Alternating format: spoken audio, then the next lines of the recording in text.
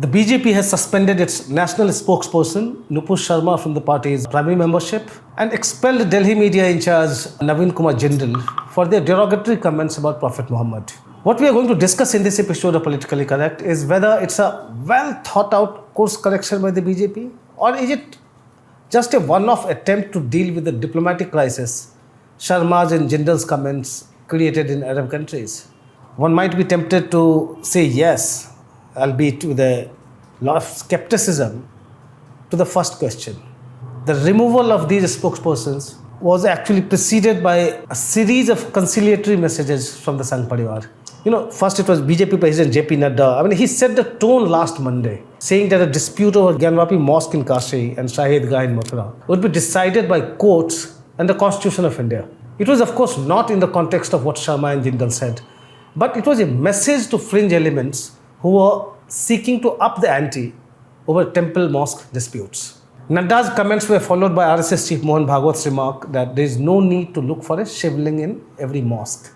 Then on Sunday came the BJP statement denouncing insult to any religious personalities and stating that the party is strongly against any ideology which insults or demeans any sect or religion. On the face of it, these remarks and statements could be construed as a message to Hindutva warriors to basically dial down. But one is probably expecting a zebra to change its stripes. Nupur Sharmas and Jindals may be eminently dispensable when faced with a diplomatic situation in the Gulf countries. But Hindu-Muslim binary has defined the BJP's politics since its inception. Nupur Sharma and Jindal went too far probably by attacking Prophet Muhammad. So sack them to deal with the immediate crisis. It doesn't necessarily mean a change in BJP's, any fundamental change in BJP's political and ideological makeup. Mind you, the party took over a week to, or in fact 9 or 10 days to take action against them, and not before it turned into a diplomatic crisis. Coming back to those questions which I asked in the beginning, whether it's a course correction or a mere crisis management. And I don't have a definite answer yet. It will be clear in the coming weeks and months. Let's see how BJP spokespersons behave from now on. But my view is a course correction is something that may suit the BJP in the run-up to the 2024 Lok Sabha elections.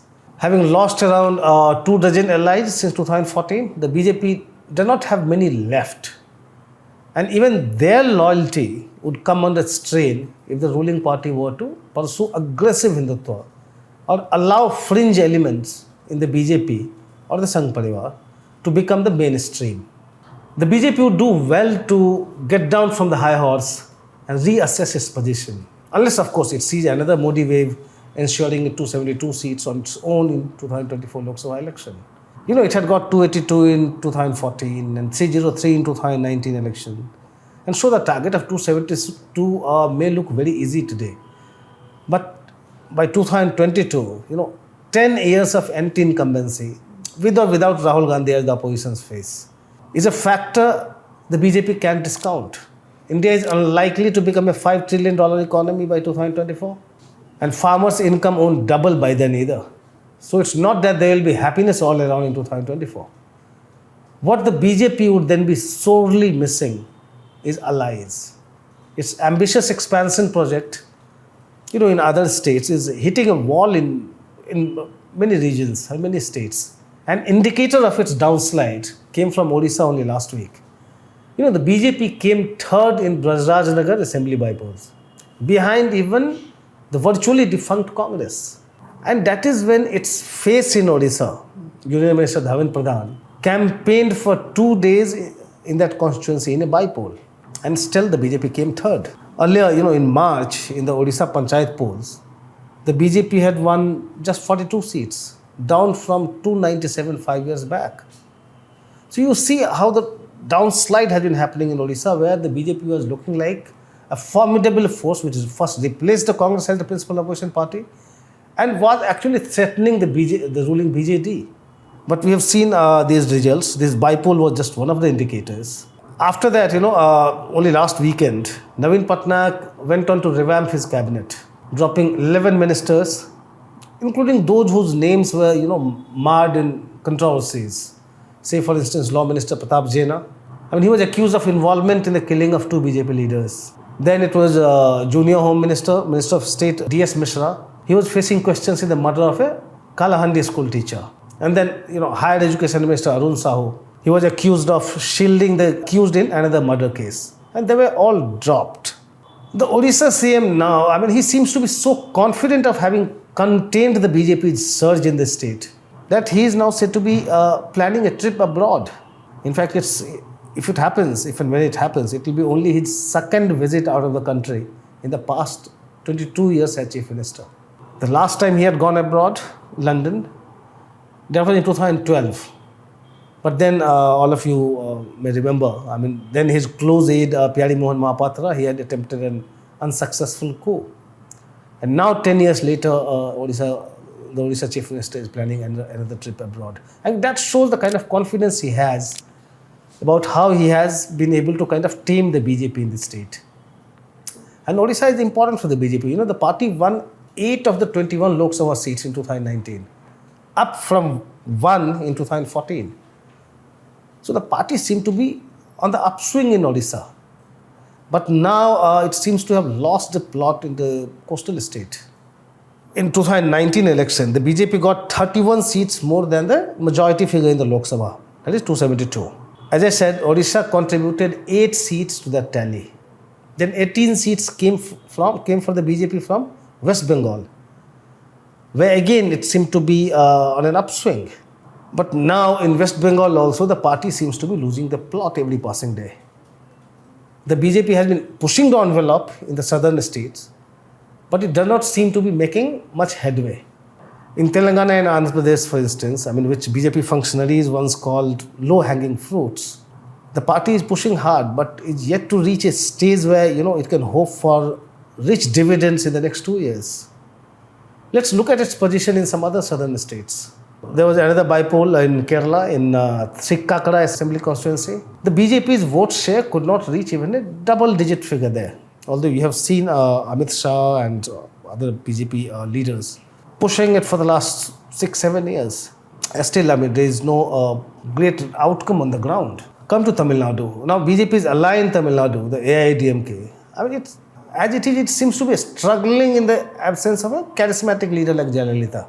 Even as many AIDMK leaders have started raising questions about the party's alliance with the BJP. Come to another state, say Karnataka. The BJP won 25 of the 28 seats in Karnataka in 2019. But today, as it looks, I mean, it's totally faction-ridden. And Basavara's Bombay administration is not really inspiring much confidence. Come to the north of Vindhyas. The BJP, which along with its alliance partners used to rule the roost, I mean, it's suddenly looking shaky. In Maharashtra, for instance, the BJP and the Shiv Sena, they had together won 41 of the 48 seats. The Sena is on the opposite side now. And there is a question mark on how the BJP would fare when it goes alone in 2024. When and if it goes alone in 2024, I would say. In Bihar, the NDA won 39 of 40 seats. Today, the BJP can't trust its ally, the Janata Dal United. I mean, we have seen Nitish Kumar flirting with his ex-partner, RJD. So, even with the Modi wave that one witnessed in 2014 and 2019 Lok Sabha elections, the BJP needs to take a hard look at its poll prospects in 2024. In 2019, it swept in many states. Let me remind you of its performance in some of these states. Say in Uttar Pradesh, for instance, BJP won 62 out of 80 seats, plus 2 won by its ally Apna Dal. In Rajasthan, and BJP swept 25 out of 25. It swept Gujarat, 26 out of 26. It swept Madhya Pradesh also, 28 out of 29 seats. Karnataka, we have spoken about, 25 out of 28. Chhattisgarh, 9 out of 11. Jharkhand, 11 out of 14. In fact, 12 out of 14, if one were to count, that one seat won by its ally, Jharkhand Students Union. Uttarakhand, 5 out of 5. Haryana, 10 out of 10. So if you count these 9 states, where it virtually swept the elections, the BJP on its own won 202 out of 228 seats in these 9 states. Then add most of the 25 seats in the northeastern states to the BJP's kitty, because Congress has gone missing in the northeast. Therefore, in 2024, and the BJP must repeat its 2019 performance to come close to the majority figure. I mean, not many would put a bet on that, given that acute factionalism in the BJP in many of these states, and where it's in power, the performance is rather lackluster. In Chhattisgarh, for instance, the BJP is looking rudderless today, with the high command pushing former Chief Minister Raman Singh to the sidelines. In Karnataka, the party's most popular face, B.S. Yadurappa, has met the same fate. The same holds true for Vasundhara Raje in Rajasthan and Shivraj Singh Chauhan in Madhya Pradesh. The BJP swept Haryana in 2019, but has been struggling since then to retain its supremacy. Now it's in an alliance with Dushan Chautala. Get a sense like it's not there. The party is struggling even in Haryana. So in a nutshell, the BJP needs to have a contingency plan for 2024, lest it should fall short of a majority. Most of its prospective allies are already wary of its expansionist design. And those who may be willing to play ball would rather look to shield their core vote bank if the BJP continues to unleash, people like Nupur Sharma on them. And that's why a course correction is a pragmatic option for the BJP today. Not many would vouch for that though. That's all from me in this episode of Politically Correct. Thanks for watching.